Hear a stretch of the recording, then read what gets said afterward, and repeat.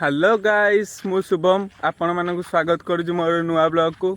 आज मु आसिक अच्छी गोटे छोट जंगल रे आपण माने देखंतु चतुर्पार्श रे गछ लता सब अच्छी।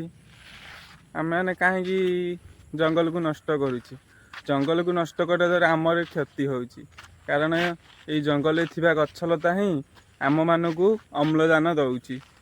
जो खाऊे फलमूल सब से सब कौटू आउछि, ये जंगल रू ही जाउछि।